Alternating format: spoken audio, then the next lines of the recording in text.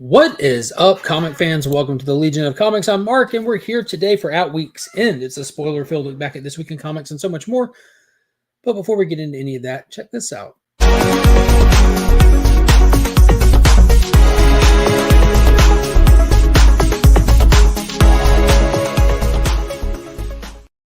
Alrighty, tidy, lefty, loosey. Let's go ahead and bring in the co-host for the evening. Hailing all the way from the neighboring galaxy, we got Mr. Paul Cook from Sector 2815. How's it going? I'm good. What was that? Hefty, lefty, righty. What was that? Gucci? Alrighty, tidy, lefty, loosey. Okay. Oh, I get it. Okay. There we go. Yeah, because you can't we're nuts. We're nuts. Exactly. So I do want to update everybody. As we mentioned last week when Ryan was not here, that he was in the hospital expecting the delivery of his new son that was on the way. Happy to update everybody that Mateo is here. Everything is great. The baby's okay. The mommy's okay. All's looking well, and hopefully Mr. Mateo will be coming home tomorrow. So huge congratulations to Ryan, aka New Guy. If you follow him on the Instagrams and all that, be sure to give him a congratulations and all that. He's definitely part of the family of this channel, and we're excited to hear that he had that safe addition to his family as well. And Mr. Chris, the Comic Vet, is got some busy stuff going on tonight, so he might pop in, he might not. No promises on that, but we will go ahead and say hello to those in the chat, starting with Kyle, aka Mr. Wheelchair Superhero 87. Hey, Comic Fan, we are Legion, most definitely. TM Nerdy, hailing all the way from the Great White North. Hello, hello. Promiscuous Time Travel, Velma equals 6 out of 10. I 100% agree. I might even give it a 7 out of 10. Just to troll Kyle a little bit. But yeah, I actually fired up the first episode shortly before coming on here, and we'll be talking about that here shortly as well. Dr. Von Hoot, comics from the Spiral Dimension. I'm feeling hooty tonight after reading Nemesis. Hell yeah. Hell yeah. I cannot wait to talk that one. That was amazing. Collecting Madurs, hello, hello, hello. How are you doing? He did a fantastic stream earlier this afternoon. I do believe he is aiming to make that potentially as consistent live time on Sunday afternoon. So be sure to give him a subscribe and be on the lookout for those notifications when he goes live as well. It was a fun time. Mr. Paul Rogers, I miss you. Paul, I actually tailored the day that I escaped from work for a minute to come pick up my book to come on Wednesday, because I thought you would be there on Wednesday this week. And I did not see you, good sir. I did see Greg, and I said that I love Greg. Greg's another shopper there, another patron of the Augusta Book Exchange. He's hilarious. Love Greg to death. Good peoples. Pocan Joe, what has happened, brother? How are you doing? Hello, hello. Awesome news. Very awesome news. Going to come back after The Last of Us premiere right now. Yeah, that's one thing about doing this show at this time. It did originally, this show was on Saturdays, right? And I moved it to Sundays to try to cater to my friend Brent's time period, who used to pop on here with me like in the first few weeks of the channel. And it never worked out for him, and I just never changed it. But we go up against whatever big premiere show HBO has. Sundays at 9. It's not just TV. It's HBO. And hard to compete with that. They call that counter programming, I think. Counter programming, yeah. Absolutely. What is going on, Warlord? Hell, I to you too. Hello, hello. Can't wait for Wednesday's show, Sector. Yeah, go ahead and plug that, Paul. Wednesday night, guess that key, 9:30 Eastern. It will have myself. It will have the fine gentleman to over there. I don't know if that's my right or my left, but I can never tell. And it will have Collecting with Durs on it as well, and one other person that we're still finalizing. So last time he was the puppet master of Beckerman. This time he'll be on his own. Yeah, last time he was the puppet. This time he's going to be the puppet master. Right. Exactly. Yeah.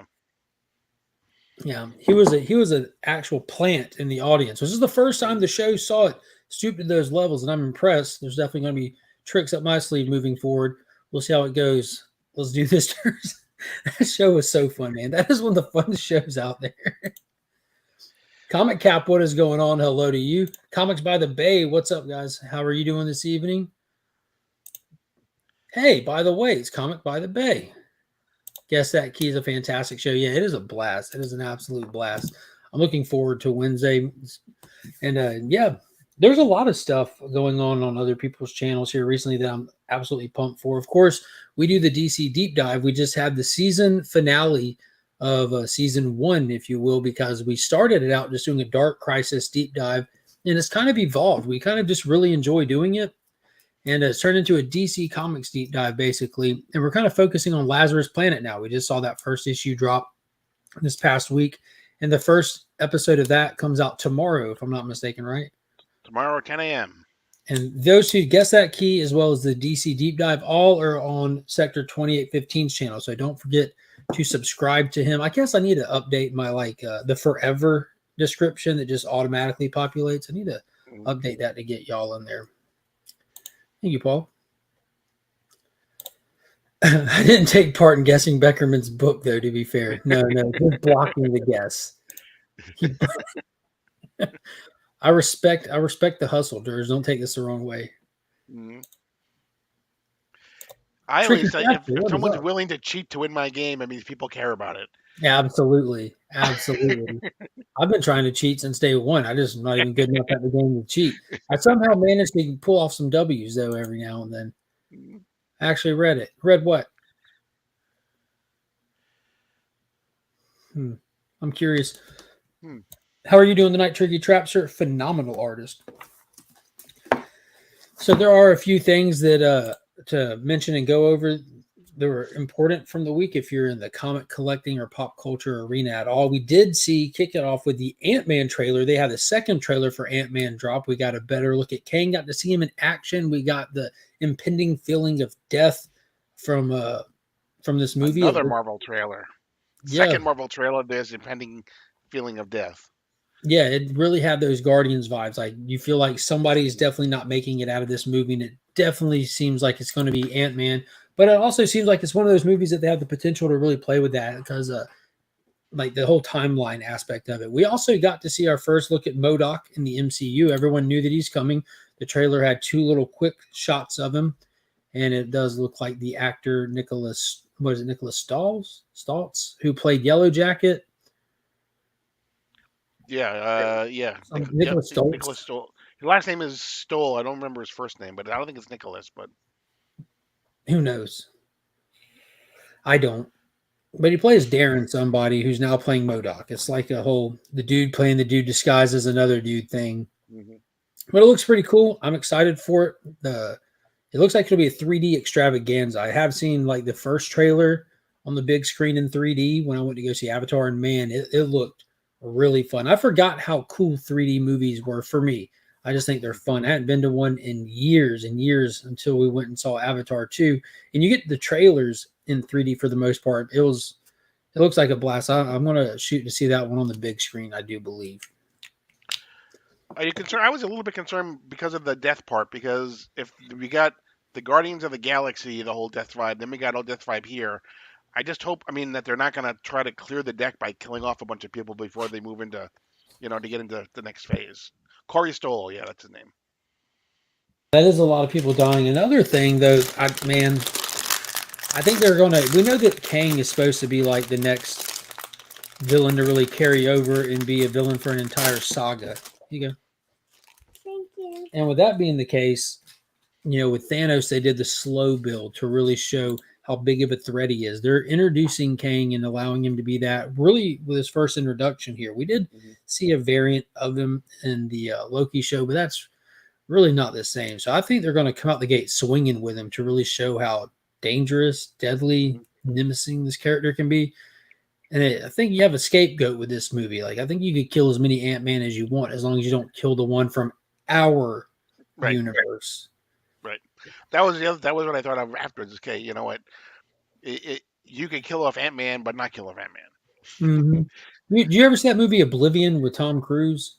Yeah. You remember how at the end, like when Morgan Freeman and Tom Cruise go to deliver the final blow, you find out that it's not the Tom Cruise you've been following for the whole movie, and then you're like, oh, okay, that's fine. You can take that Tom Cruise, but leave this Tom Cruise. I think we're going to have one of those situations. Dr. Von Hoot says, I think it's more likely they don't want to advertise the comedy because the bad feelings still are garnered. Yeah, I don't disagree with that at all. What's not coming on? The cats, I'll turn the kitty cats back on. And there's also some news from Matt Reeves this week. There's a couple tidbits of information from him as well, right, Paul? Yes, there are. He is writing the second movie right now. He is rumored to be having a meeting very soon with James Gunn to make sure that the Batman Reeves universe does not collide with or clash with, but kind of the two complement each other. Whatever James Gunn is going to do as well, and the Penguin series, which is still a go at HBO Max, is supposedly going to lead directly into the Batman 2. And Matt Reeves also posted today that the script that he's working on for the second installment in this franchise will be heavily focusing on Bruce Wayne, which is a total flip from what we saw with the first one, which it was just straight Batman pretty much. There was obviously a couple scenes with Bruce Wayne, but it was not the focus. It was just him and the cow doing his thing. So that's pretty cool. I know Hoarder's Hyde will be excited about that.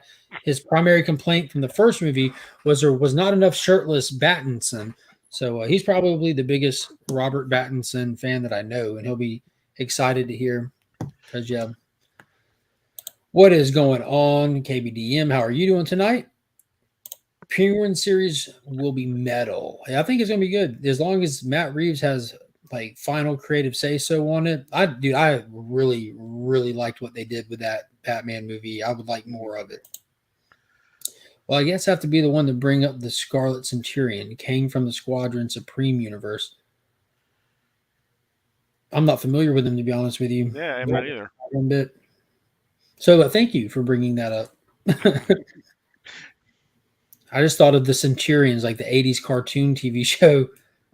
I don't know if you remember the dude. They even had like the 12-inch action figures, the dudes, and they could like put all the mechanics onto them. And one was like the air guy, one was the ground guy, and one was the scuba guy. Good evening, Larry. How are you doing tonight? I'm biased. Nothing wrong with bias. We all have them. Speaking of bias, that brings up the next comment or point. Velma released on HBO Max this week. So if you're not familiar what it is an adult-oriented retelling of an untold story of Velma's origin by comedian, writer, actress Mindy Kaling. And it is very, very, very risque. It's like the Harley Quinn. With Velma. Velma is from the Scooby Doo Velma. Yeah, Velma from Scooby Doo. Yeah, that's the one. Mm-hmm. Yeah. So this show, I did watch the first episode. It's got some funny stuff into it. This show was clearly made just to make headlines. I can't think what its purpose really is other than that. Because you're taking something as beloved and known and like one lane to Scooby Doo is, and you're taking it away from everybody who's ever liked Scooby Doo or has any love for Scooby Doo and trying to make it for 7 people over here. And that's exactly what she did. Now, I watched it. There was definitely some funny parts to it. It reminded me of the Harley Quinn show with the jokes it hit. Like in the opening scene, you already have high schoolers naked in a shower. And that's like where your opening scene happens, which is all I'm already thinking that's ridiculously inappropriate, especially for this day and age. You have cockroaches having sex.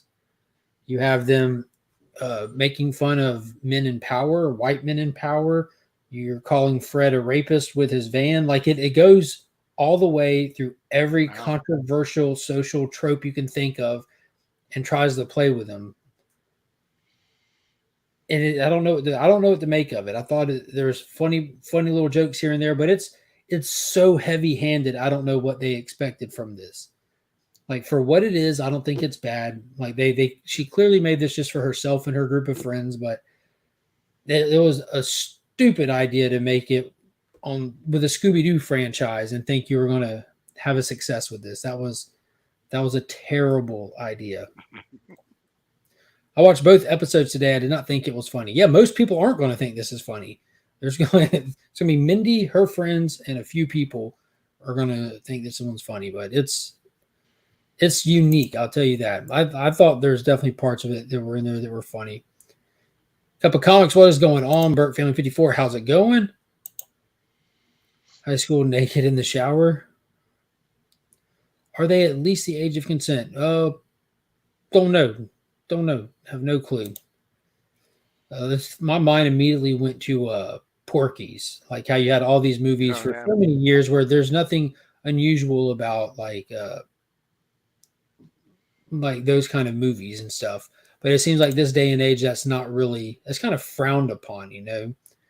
Does it play with the tropes or they just say them? They just say them. Yeah, it's they just say them. Yeah, they just call Fred a rapist for having the van. They're trying to dunk on everybody that you can assume, man. It's a very, very, very, very, very, very far left idea of the world, and that's what they're just doing. They're trying to dunk on everybody opposed to them, which there's nothing wrong with that. I mean, it's media and entertainment, but it just means that you're narrowing your audience. And like I said, some of it's funny. Mm. What is going on, Pop Sadak? How are you doing tonight? Hello, you're greenlit. This is Netflix. May I have your name, please? Yeah, this one was HBO Max. Bastards. The problem is people like those 7 are in charge. Yeah, I don't understand. Definitely have to watch The Last of Us. Haven't watched it yet. Yeah, we mentioned that premieres right now at 17 minutes into it. I'll be watching it for sure. I'm excited about it, as well as Comic Man Andy's doing the whole get together on Monday nights live on his channel, where he's roundtabling it and discussing it and everything. He's been a fan of that franchise with the video games and stuff. I do know it started over there. I've watched the cutscenes from it because my buddy Brent was big on it and used to send me the little scenes of it and everything. He made me watch all the cutscenes from the first game when the second one came out because the opening of the second game was so traumatic to him that he couldn't believe it. He had to have someone else be traumatized. So I watched all the first one and watched the opening scene of the second one. I'm like, yeah, I guess if you spent hours inside this world, it would be a big deal. But I'm just like, I don't know this guy. I don't care what just happened to him. But he was shook. Oh, I'm sorry. Hey, Brian LCS, what is going on, my man? Brian, you said it was on your list earlier today. Go read Kingdom Come. That's what should be on everyone's to-do list. If you had not read Kingdom Come, January is the month to do it. We're halfway through. The beginning of February, we'll be doing the Viking Book Club over with Alan Rue and Mr. Beckerman live. So don't miss out on that. That's going to be a blast. Seems like pretty low-hanging fruit, but I'll give it a shot. No, it's the fruit's on the ground, Dr. Von Hoot. The fruit is on the ground. If you I'm just being honest here. The fruit is on the ground and at least half of it's rotten. But of our country, yeah. Sounds like a bunch of pedophile Satanists. Go check it out and see, man. That's all I say. You go find out.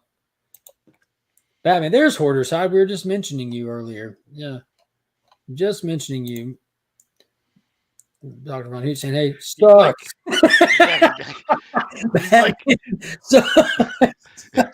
He's like Bloody Mary. You say the word Scott and Batman 3 times and he appears in your chat. We did it too. We did some Batman announcements, Scott, where Matt Reeves, I don't want to rehash all, but Matt Reeves said that they're working on the movie, met with James Gunn, blah, blah, blah, Penguin movie on HBO Max. And the second movie will have more Bruce Wayne, because we all know you want more Bruce Wayne and less Batman. Oh, he put it together. Batman's like, hey, we got a new channel member. Loki has joined the Legion. Hell yeah, appreciate that. If you're on Instagram, my friend, hit me up. I do have new member welcome packets to send out to all the members. I don't want anybody to get left behind on those. Dr. Von Hoot is over in the UK, and his shipped out this past week too. So I don't care where in the world you live. I got a new members welcome packet on me, built into your subscription. That's the way I see it. Awesome sauce. So that's it for the comments. What else was the news this week of stuff? Last of Us. Velma. Oh, yeah. Velma got a 7% on Rotten Tomatoes. That's the only reason I even caught wind of it. Like, I knew the show was coming out, but then I saw something where, like, I was looking around on reviews, like, the 7%. That's crazy. And I went over to Rotten Tomatoes and was reading some of the reviews, and everyone hates it. Critics, like, gave it, like, it's in the 50s, but if you look at the number of critics that reviewed it, it's ridiculously low. So it's, like, the people that really support that kind of media, they make sure that they go do it to really further the cause, and it still couldn't get it above 50, I think like 55% or something. Audience score 7%. Wow. So it's actually a 7 out of 100, not a 7 out of 10. Yeah, 7 out of 100. Yeah, yeah, out of 100. Hey, hoarders, your Um, long-awaited "Please don't hate me" package is on its way. um, Avatar is 100 million away from 2 billion. That's it. That's it. Yeah, we're less than a month out. Checking in this Sunday, we still have one more day before the film's been out for its first month, and it's less than $100 million away from $2 billion.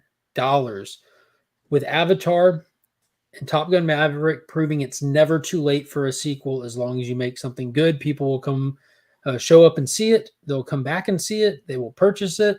They will support it. Doesn't like I think the sequels come out too fast normally. Like the fact that people don't have to wait and want over something really just takes away from it. Where is the cyborg Superman icon, TM? I guess I need to make one of those. Sadly, I don't have one. Newsflash: Wakanda Forever Legos don't sell well. Yeah, that was I was ripping open recent wounds there. That was a conversation in a group chat today. Toy sales in general for Wakanda Forever absolutely tanked. And I like to look at movie stuff often. I buy toys. I am an adult toy collector. And ever since forever, and this is nothing new, you can gauge people's interest in films numerous different ways with its merchandising sales, with all kinds of stuff that they do. There's a lot that goes into movies outside of just ticket sales at the box office, home video purchases, rental numbers, all of that. Like when a movie's really good, especially back in even now, because stuff is available to rent like 2 weeks before you can purchase it on digital. If you have a high number of people renting a movie for $20 they can't own, that's going to probably turn into good sales later, rewatchability, stuff like that. Toys are no different. These companies spend a lot of money filling every single big box store and a lot of the small box stores in this country with licensed merchandising and toys. The Wakanda Forever toys are peg warming and sitting in the clearance section at my Target here, and the Legos aren't moved at all. Like they're just all still there. So it just made me wonder about how much people really leaned into like that movie versus how many went to go see it and just did the I went and saw it. Yay. No one went back and saw it. I'm excited to see what the numbers look like when it hit Disney Plus because it had a long theater run. Since Disney Plus, this was the longest theater run for an MCU movie, but it's just weird. I like to And to your point that you made in the conversation is nowadays with toys, there is such a lead time because they have to be designed, they have to be created, they have to. So there's such a lead time that in a lot of ways they're just doing projections as to how well they think a movie's going to do and how many toys. Which that's business in general. But Mhm. if they predict that the movie is just going to be gangbusters and everyone's going to love it, they're going to overproduce toys because they think they're going to sell. And it didn't work. And so when you see toys on the shelf, a lot of toys on the shelf for the same franchise, you can kind of make that correlation in some ways. Yeah. And with Wakanda Forever, the Black Panther made over $1 billion at the box office. They really I think they were expecting it to do it again, and it didn't. It didn't. It finished with right at 800 million, which is a successful film. It didn't meet their projections. It did not do what they wanted it to do, and it's reflective in everything around it. I just don't. I don't know. It might not just be something that people pick up on as a merchandisable thing. I did do that little red carpet premiere event live stream for the premiere event that they had here local, and there were a couple kids that there dressed up as Black Panther and stuff, and so I know that like there's like a market for the character and stuff, but we don't have a Black Panther right now. We do have Shuri as the Black Panther, but like, these are little boys dressed up running around as Black Panther and stuff. So I don't know. I don't know. I'd be interested to see come Halloween. That's another gauge of how well people enjoyed something because the Suicide Squad, the first one, was like not highly praised by critics and stuff, but the movie did fantastic in the box office. And Harley Quinn was the number one selling costume that year for Halloween. And still, every year there's Suicide Squad, Harley Quinn merchandise in stores where that character just keeps going. So it's just interesting to track that stuff and try to see how stuff correlates with each other. See, with the new Iron Man Lego sets, it's hard for Marvel fans to buy anything else. Are you talking about like the heads? I did see. I think I saw one that's like an Iron Man shell head, like just his helmet. It was really cool. So I went for the first time this past week when I went to Target to look for some McFarlane figure. I went down the Lego aisle for the first time. I've avoided Legos like the plague. They're expensive, and I don't want to step on them, and it's just like a lot to commit to, really. So I've always leaned into like the kids are too young, it's a choking hazard. Well, we're past that. And even then, my 15-year-old reached out to me and wanted to build a set that she showed me and everything. So I kind of just perused an aisle to get an idea of what we could be looking at. There's some really, really cool stuff. Dr. Von Hudo is just a massive downer. I'm not sure that that's what the audience needed or wanted. 100% agree. And I said that when I saw it. That was my prediction going into it, that they are going to try to fleece us with our emotions and deliver a mid-movie. And that's what happened. It was a perfect, well, I don't think it was perfect. It was a send-off to Chadwick Boseman, and they leaned into that heavily to try to take advantage of people's emotions. There's no rewatchability in that. There's just not. There was terrible CGI. There was ridiculous plot holes and all that. Namor was cool, but you switched the character up so much that you lost a lot of that audience there and everything. Yeah, I love the first Suicide Squad movie. I recognize why people don't, but yeah, I love both of the Suicide Squad movies. What is going on, Chaos and Comics? How are you doing tonight? Was there anything else that we mentioned going into this? I don't think so. I've been trying to get back to like posting stuff on Instagram to try to keep up with stuff. The Kang trailer, Avatar, Velma, blah, blah, blah. Did you see the preview picture for Adventures of Superman, Son of Kal-El #2? I did. He's going back up against Ultraman. Mm-hmm. This past Friday was Friday the 13th, so I hope everyone had a good Friday the 13th. Yeah, I think that's pretty much it. And if you follow my Instagram page, you've been seeing I've been doing the January. That continues. I've not missed a post yet. And so every day of the week, I try to make a Jang post because it's one of my favorite modern artists that are out there. And it's just as a way to me trying to be more consistent with Instagram and do stuff other than just promote my channel over there. So if you got any Jang books, it'd be cool to see you post them this month and use that hashtag January. Dude, get kids into Legos. I love building with my daughter. It's such a nostalgia flashback for you. And it's even way cooler to see it happen in your little one. Let me tell you a secret. I didn't buy or build Legos growing up. Did not care for them. Didn't even want them. I had Batmobiles. I had superpower figures. I had X-Men toys. I had Batcaves. I had Castle Grayskull. Are you seeing a trend here? I grew up with superheroes from the start. And I never wanted Legos a day in my life. But now here I am adult wanting Legos. If your kid's into Legos, you're the greatest parent. Fact. Well, they did it without my help. My 4-year-old is a Lego maniac. Maniac? Maybe? Manuac. Got it. He built a small Lego Technic nearly by himself. That's pretty cool. Do not have any Jang. Do better, team. What? I hated Legos growing up too. I didn't hate them at all, and I would dick around with them at other people's houses. If you took me into a store and said you can get a toy, never in my mind was getting these little plastic blocks in there. I'm like, I need that Batman right there.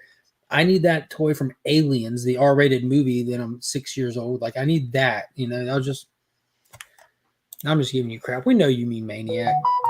I had Lincoln Logs, and I did too. Pops knows this. The Lincoln Logs I had were hand carved, and not because we were cheap, but because we literally had grandparents that hand carved Lincoln Logs, and we still have them.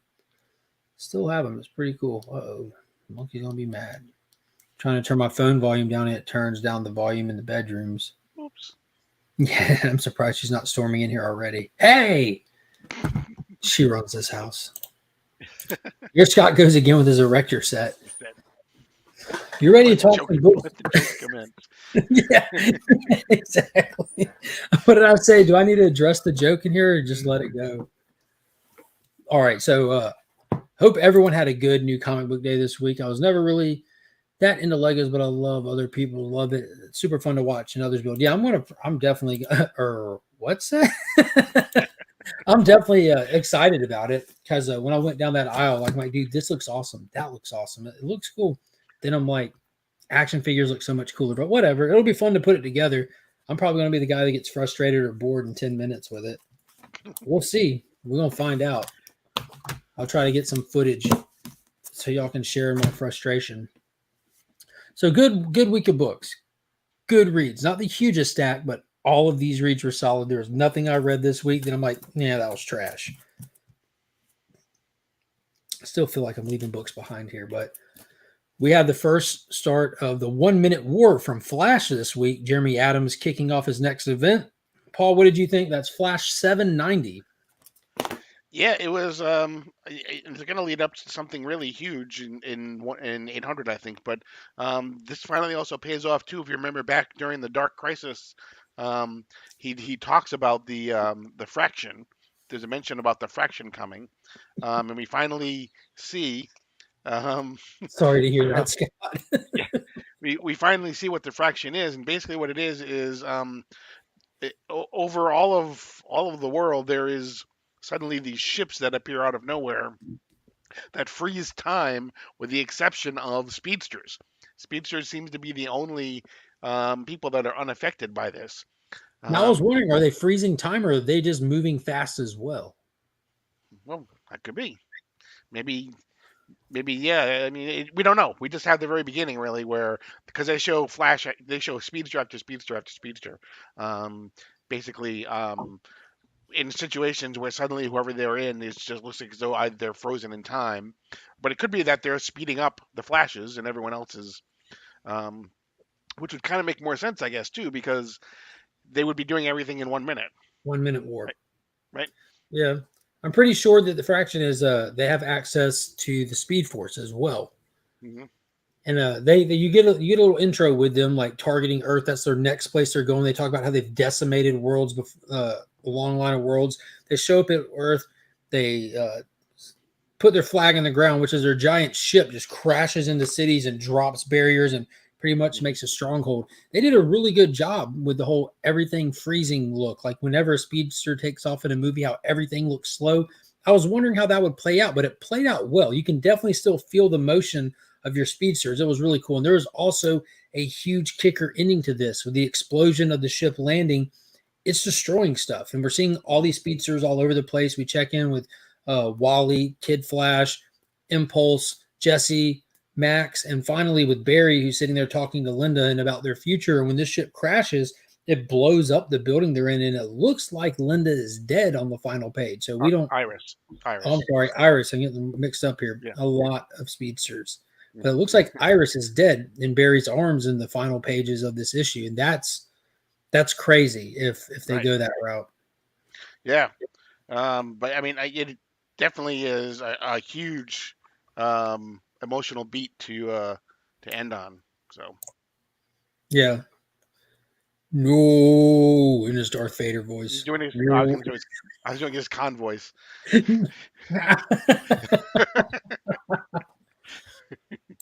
Will that story run up to Flash 850 eventually? Eventually. Yeah.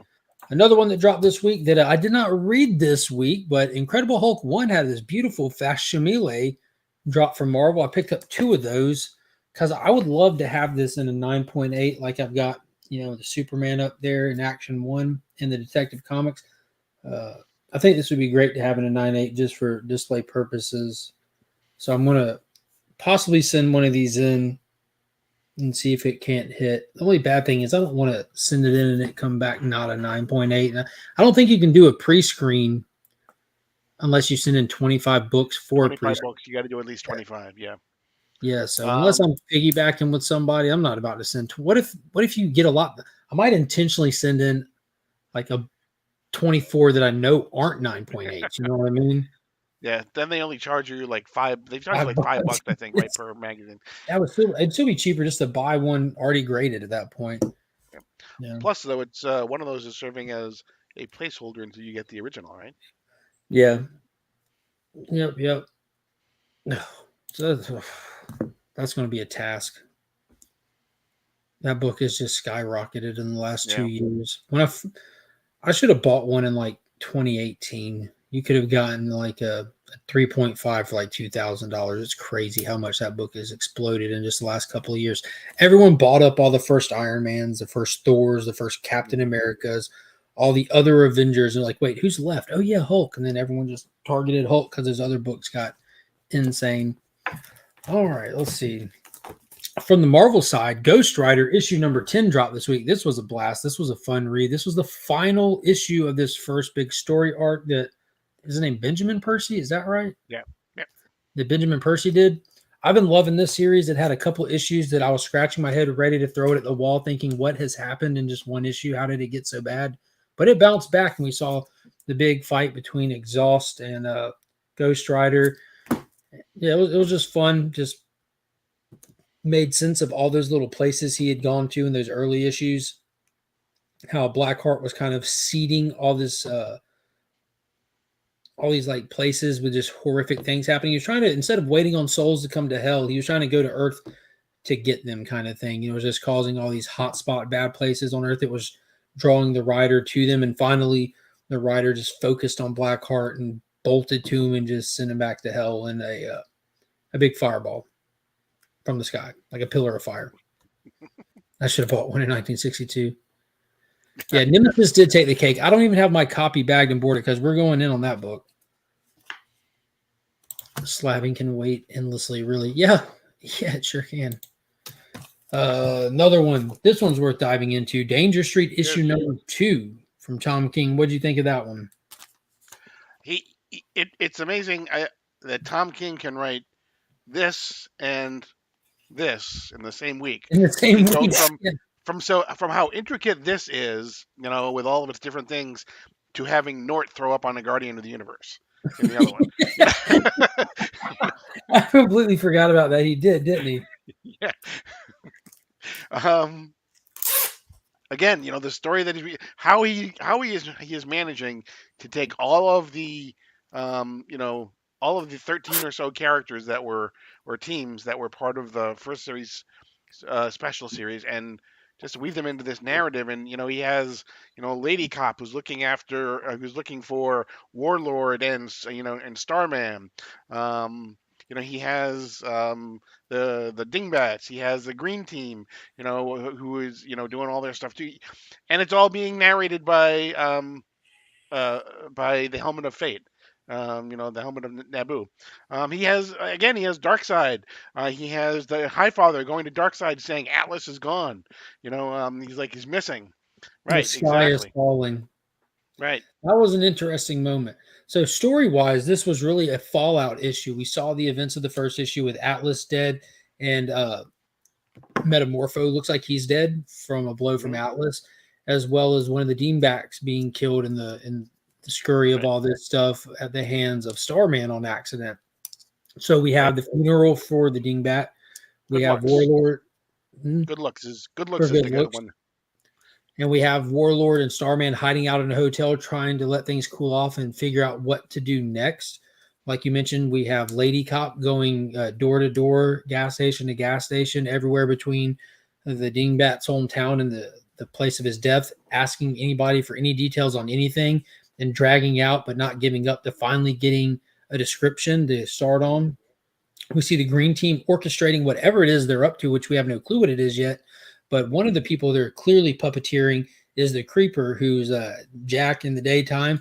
He's a news anchor man who's clearly being fed lines for some purpose we don't know yet. And he's also going out at night as the Creeper, doing some deplorable things, to say the least. And we have this beautiful moment back on Apocalypse, a New Genesis. Yes, sir.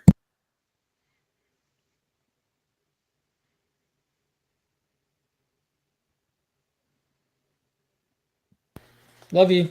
Maybe we can do one of those little videos. We're not doing that video. We will tomorrow. How about that? But tomorrow night. It sounds perfect. We have to do it at nighttime. You want to do it at nighttime? Yeah, that's the only time. That's the only time? You got it, dude. Because daytime ain't the best time. Daytime is not the best time. You're in school and I'm at work. Yeah. Is Jurassic Park still playing? Yes, and when I'm out of school, sometimes I have to do other things Yeah, I have it right here. We're waiting. I'm waiting on you. I'm not going to open it without you. Okay. Okay, love you. Good night. I'm still watching. I'm still watching you too. He just did that to me. Crazy kid. Yeah, you had boom. There's another one. Mhm.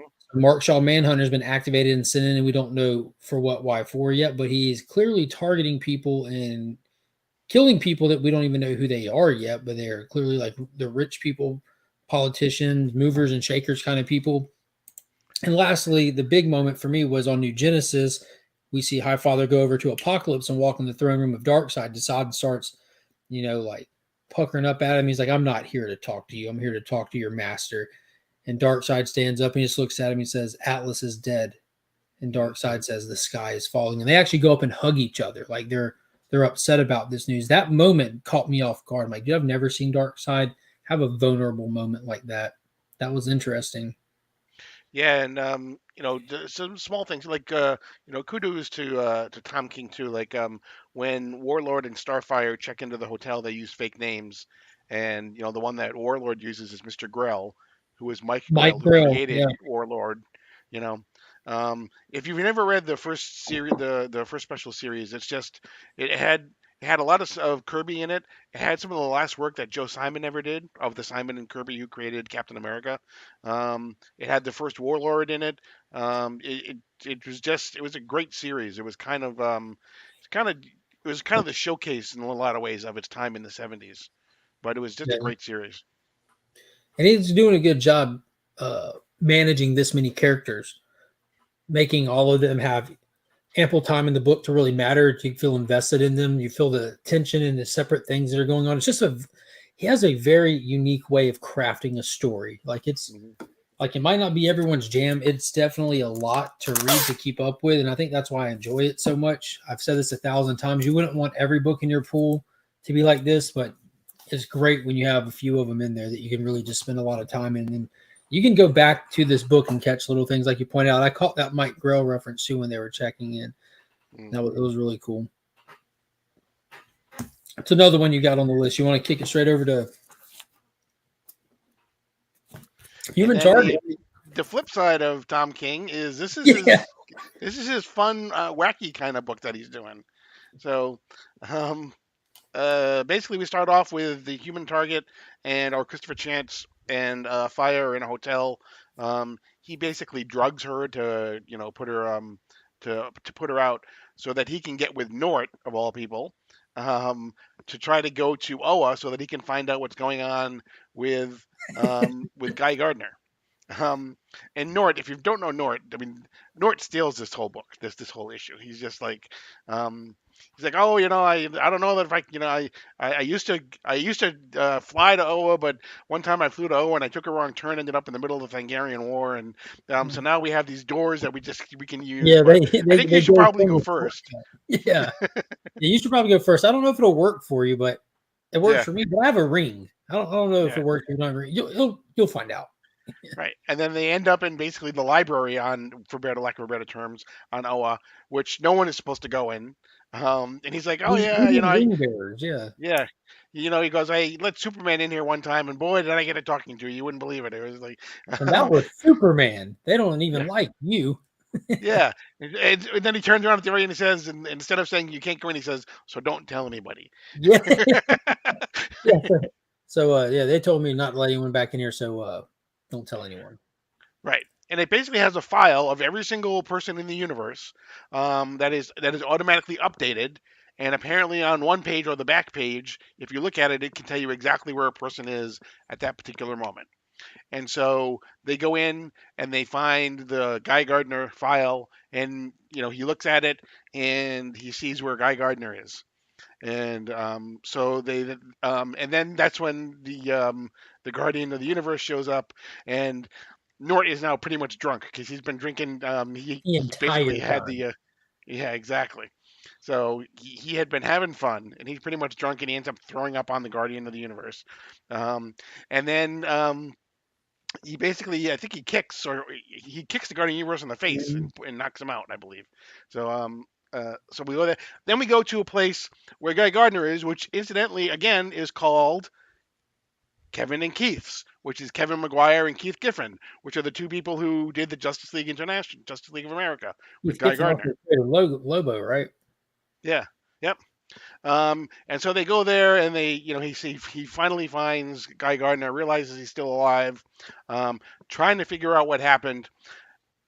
They have one fight. He convinces Guy to take his ring off, and so they have one fight. Christopher Chance, basically wipes the floor with Guy Gardner.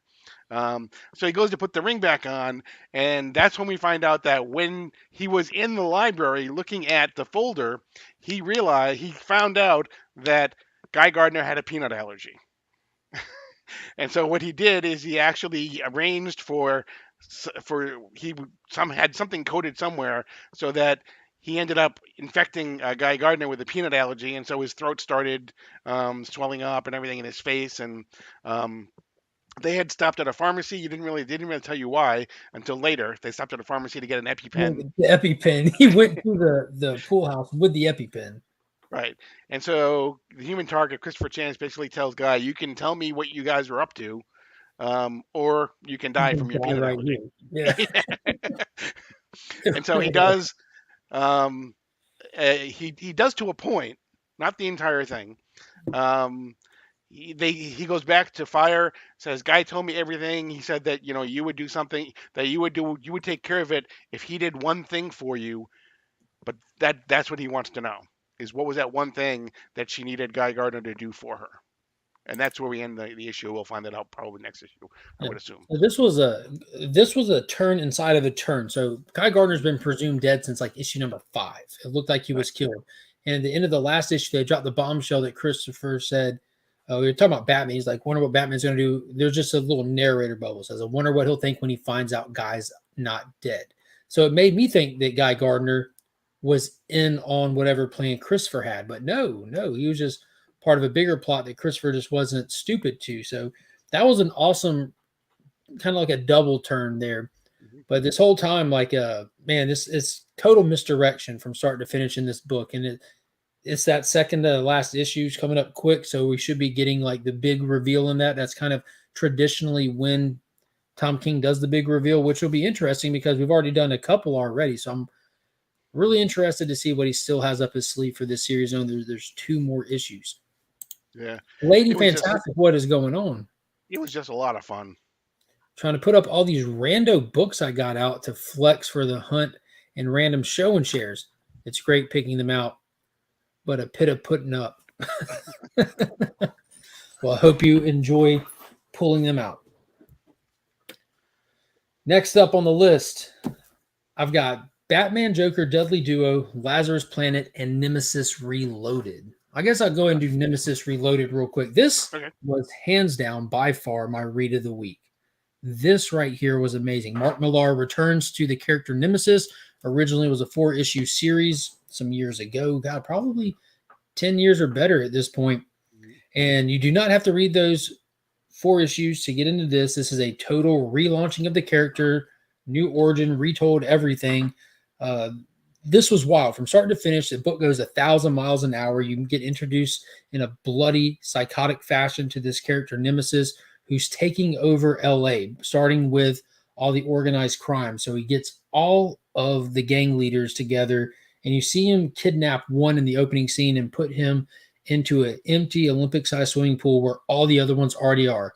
They have face masks covering their eyes with bombs on them where they can't take them off. He tells them that they all have a sharp instrument in their pocket. Last man standing wins. And long story short, they all sit there and kill each other while he's talking to their second in command, convincing the second in command that they can be in charge as long as they listen to what he says first. Once the last man is standing, he asks Nemesis, did I do it? Did I win? Nemesis responds, yes, you did, and shoots him in the head. They then go on. You see this rich gala happening in this big dome building where Nemesis just flies in like a Batman out of hell with 2 swords out, slicing people to pieces and gassing and poisoning everybody in there. About that time, all these second in command walk in carrying all these guns, asking, what do we do? What do we do? What do you need us for? Who do you need help with? Nemesis responds, nobody. I just needed y'all to carry my weapons. They're like, okay, well, you better do something quick. The police are outside. He's like, how many? They said there's 13 squad cars, and I don't even know how many people. He's like, good. Let's give them some more time so the rest can get here. About that time, he makes a big announcement, goes live on the internet and all that stuff that he's taking over the city, that he just stormed this whole event, and he's gathered up more than $10 million or so in finances there from robbing the people's wallets, this and that. And he puts a bounty out for the police, and the camera pulls back, and you see that he's already killed them all, minus one that's still just sitting there at his feet, and he executes that one right there on the last page. It was an insane book. Mark Millar, who wrote Kick-Ass, and Jorge Jimenez, who was on Batman for a while, is on this page. He took all that money that he got from inside that building, and he put out a bounty. It's like $10,000 for every officer that they turn in. There's when he's already taken them all out, and then that final shot there, just people watching from him. It was wicked. This book was wild. It was really good. I ended up with this Frank Quitely cover. I believe this is this might be the fourth cover. I don't even know which one it is. It's definitely not the A, but I highly recommend this. I know that just sounds like a violence craze, whatever, but it plays out amazingly. You're sucked into this book instantly. This character, Psycho. You don't know what his intentions are. He does announce that in 7 days, everyone will know what his plans are. Like the world will know what his plans are. So you don't really know what he's up to. And like Dr. Von Hoot just said, I love the pacing, just blasted through. Yeah, the whole thing is like you're writing at Nemesis's pace. It's not like it's a fast read because of lack of words. I mean, there's plenty of dialogue in it, but Nemesis goes 100 miles an hour from start to finish in the book, and you really feel it. The panel-to-panel work is insane. Just, I can't say enough good things about this. Highly recommend. It was my read of the week. I am waiting for mine to arrive. Yeah, it was a late edition for me. All right, so I think I told you this, Paul. I read Irredeemable by Mark Waid some time ago, and it reminded me of this book, Nemesis. And I could never remember the name of it. I just remember the cover of it with Nemesis jumping over some squad cars in this all-white suit. And talked about it with Pops a couple of times because I was wondering if it was like in the same universe. And it's not. It's in its own. But when I saw that the second one was coming out, I'm like, dude, I'm going to get that. Like, I've been curious about this character for a long time. Mark Millar is awesome, or Mark Miller, as Dr. Von Hoot would tell me to say. And how do you say it? Is it Millar or Miller? I think it's Miller. Mark Miller. Okay. Because I know a lot of people call it Brian Boland, and that's not right. Brian Bolland, like Holland. Names are tricky. They are. I've not read it, but on the face, I get Midnighter. Yes. Like pretend Midnighter is on one place, and there's a bunch of bad guys between him and Apollo, and someone's about to kill Apollo. Just think of the violence that would ensue in that moment. That's this book. There's no Apollo though. Like, why is he doing it? It's crazy. Yeah, big time Midnighter vibes. And it's cool that he's wearing like all white with a white cape because this blood shows up really well. What's another one you got, Mr. Paul? Can't unsee it. This is the 1 in 25 John Jang variant for Lazarus Planet Alpha that just dropped this week. Fantastic read. What did you think? I loved it. It was Mark Waid who did Irredeemable. He I love basically, that book, by the way. yeah, exactly. He basically, this is comes almost immediately after the activities of Batman versus Robin 4. So at the end of that, if you remember, the Lazarus Planet turns out to be a volcano. It erupts. It spews basically magic lava. Lazarus resin. Rain. Yeah. Around the Earth. And At the same time, they're also, because of what we've seen occur in Batman versus Robin, there are um, artifacts that have had the magic siphoned out of them, put into the volcano, but the artifacts are in the Tower of Fate, that have had the magic siphoned out. So they need to get the magic back, the magic artifacts back from the Tower of Fate. Neza is coming to take on King Firebolt. There's that as well. Robin basically starts off by it starts off with Supergirl basically calling the entire Justice League, putting out an alert, and not a lot of people answer really. So because they're off doing their own thing, there is no Justice League anymore. So pretty much everyone is pretty much off doing their own thing, taking care of their own things as well. Um, so Damian takes control and decides he's going to separate people into two groups. He's going to have one group which is going to attack the Tower of Fate, try to get into the Tower of Fate, retrieve all the artifacts, bring them back so they can have their magic put back in, and then the other group is going to go and fight Neza and King Fireball as well. So he takes he takes, I want to say it is Mary Marvel and Cyborg and Blue Beetle. And who were the other two? There was two more. Zatanna, and one more. But so he takes some magic people, even though magic is kind of wonky right now. And he takes magic Blue Beetle and tech. Yeah, Cyborg. Those yeah. magic and tech people. Right. And it's alien technology, so they think it might not be susceptible to what's going on the Earth too, because they have them. Because Cyborg has, the apocalypse, and Blue Beetle basically has space. But the one person that he does not sit on one of the teams is Monkey Prince. And Monkey Prince is, what about me? What are you gonna do with me? And he's like, all you do is, ride on things in the sky and separate your limbs. Yeah, you ride on clouds. Yeah. Yeah. Separate your limbs. He goes, plus I might need some cannon fodder. So so he keeps them there. When they get to the Tower of Fate, when they finally do figure out what's going on, they see that Poison Ivy and Swamp Thing are already there. Fighting the Devil Neza. Right. And the reason being is because when this resin went up into the air, they're trying to figure out how it is impacting the green. So that's how Swamp Thing and Poison Ivy ended up there as well. They finally do end up getting into the Tower of Fate. When Mary Marvel calls down she says Shazam. She calls down the lightning. It basically shatters open the Tower of Fate, and you see these shots of somebody picking up a flute, somebody picking up a hat, somebody picking up a sword, and then that's when we see that not only were the artifacts trapped inside, but there were a whole bunch of magical beings that were trapped inside as well.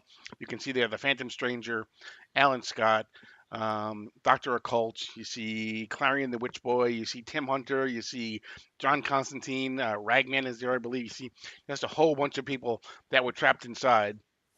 And they basically say, okay, you know what? Now we have a chance. So.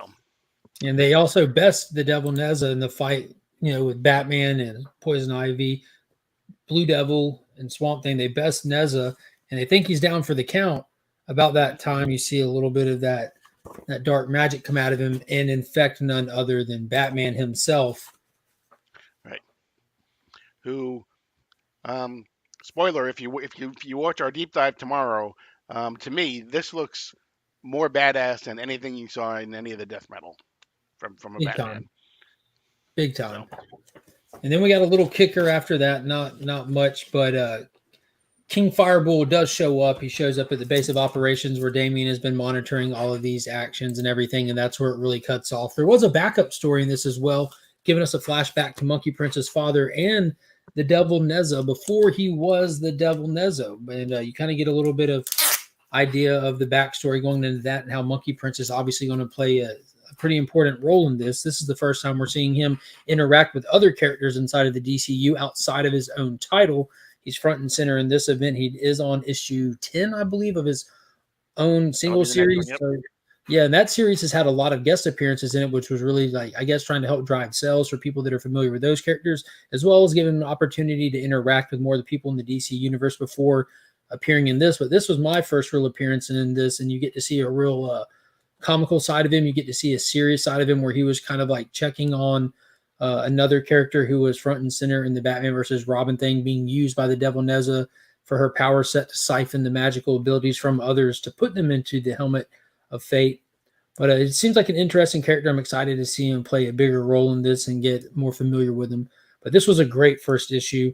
The artwork in it was stellar. It was a 10 out of Ricardo 10. Federici. Yep, absolutely. 10 out of 10. And he did amazing on the Action Comics War World saga. But what's vastly different in this, and it makes all the difference. I said this all the way back about John Romita Jr. forever. It's not always on the artist. It's the artist, colorist, inker combo. It's sometimes it all comes together like butt cheeks, and it did in this, where War World's a pretty drab place. You know, everything's beat to hell, everything's broken, it's all dusty. This was vibrant, tons of greens and reds and blues, and it was a gorgeous book to spend time in.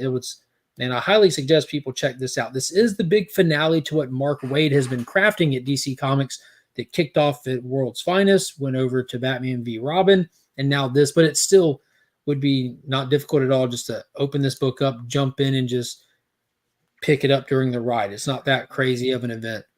Yeah, and it's not something you're gonna have to spend months and months following either, because it's basically a 2 month event. There will be something that kind of goes after it, which will be very small. But the other thing is too, like each individual issue seems as though it will kind of almost be in some ways its own standalone issue, because Lazarus Planet Alpha, which is this one, it says to see what happens and with Damien's stand, come to Lazarus Planet Omega, which is the second one. But there's all these other issues. The next is Assault on Krypton, and there's one a week. So, you do have to, if you want to keep up, you have to look at that. And then after the series is over, there is one more mini series called Revenge of the Gods, and it's supposed to go into Wonder Woman as well. But for the most part, January and February, and you're done. It's not something you got to spend, 8-9 months on, or a 12-issue maxi series. You don't have to sit there and wait. They're coming out weekly. Right. It's a series of one shots. So that volcano went off, and we just saw what these characters were doing. But this coming week with Assault on Krypton, we're going to see during the time of this book what John Kent's doing, what Mercy Graves is doing, and other characters. The week after that, there's a book. The one shot will be called Once We Were Gods, and you will be looking at some of the magic characters like Shazam, Martian Manhunter, stuff like that. So you'll kind of just be place setting a lot of stuff. There's also going to be some first appearances of characters along the way that we see series already set up for them as well. If you look at So there's a lot of good stuff coming. Mm-hmm. Yeah. Great way to kick off the year here. Absolutely. Monday, 10 o'clock. Yeah, Monday, 10 o'clock, we do the deep dive, the walk through the whole book in graver detail. Did you get this one? I did, but I haven't read it yet. Okay. It was okay. It's eye candy, right? It is. And what's weird is I've seen some people review this like this is just perfect Batman, and I'm like, it's okay. I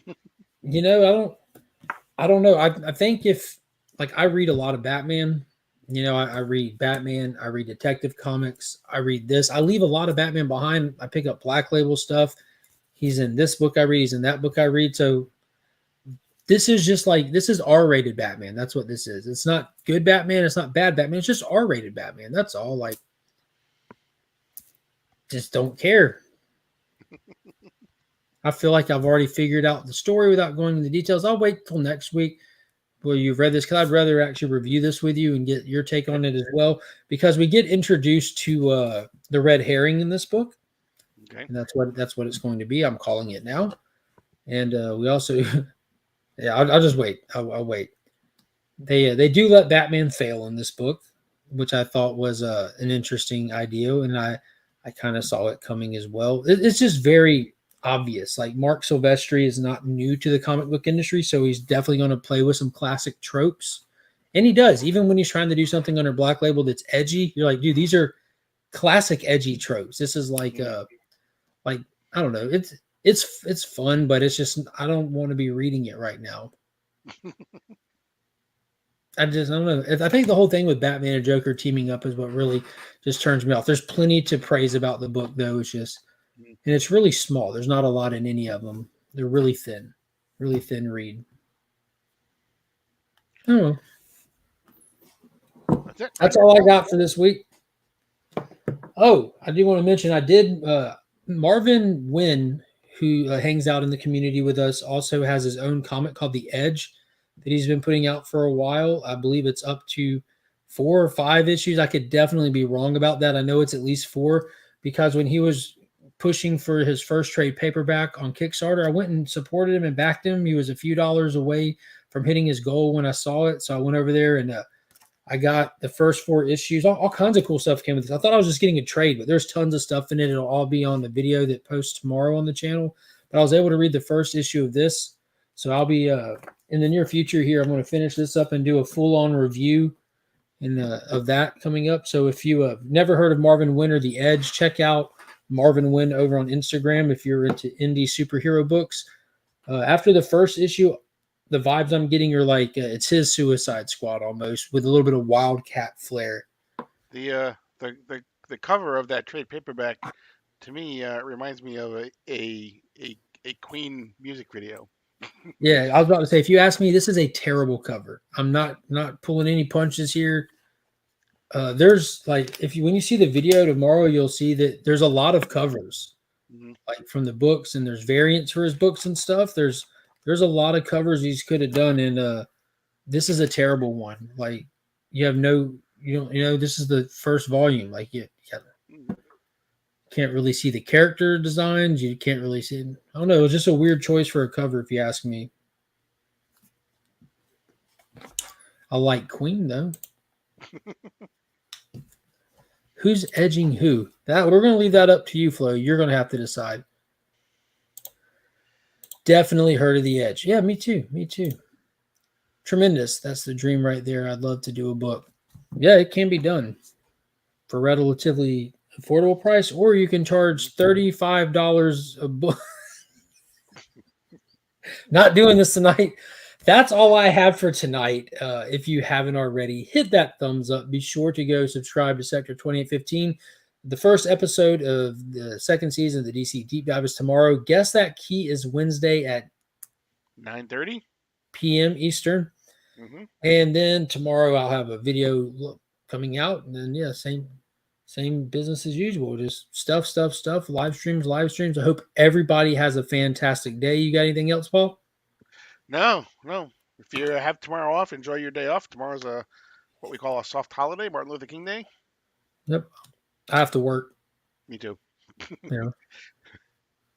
It's not soft for us then, I guess. Right.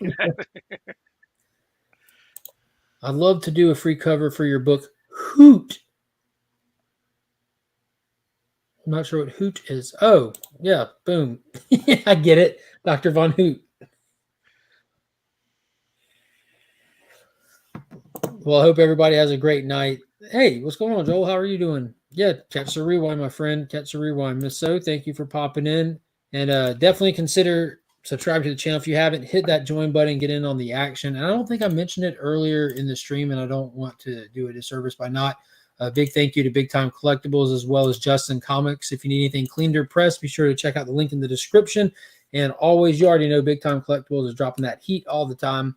I just got in my gold foil Superman, as did Paul. Those videos are posted on my channel, and I think you posted on Instagram. Yes. Boom. Yep. What number did you get? I get 17? 17, I think it was. Lucky number 17. Hell yeah, that's awesome. You got number 3, right? Yeah, I got number 3. I'm what is that? 3 for 3 with number 3. My Venom one, my whatever number of Batman it was that they did, those 2 CBCS sequential numbers. I got number 3 of both of those, and then I've got number 3 of the gold foil Superman. Come here. There you go. Very nice. So we even had Nelson on the channel this past Friday talking about these. Let's see if it'll focus. Yeah. Yep. Number 3 of 300. I was very, very excited to get that. But yeah, and if he was on the stream. He popped in at about an hour and 15 to 20 minutes on the stream Friday morning. If you want to go on there, he also gave away one of the blue foil Death of Superman books that will be an upcoming con exclusive, just a surprise giveaway. So you never know what's going to happen on those streams. So if you're able to, or what they're going to send you. I purchased a 9.8 red foil and they sent me a 9.9. Yeah, no, that's pretty crazy. Nicest guy out there. Yep. All right. Well, hope everyone has a good night. And until next time, as always, I'm Mark, but we are Legion.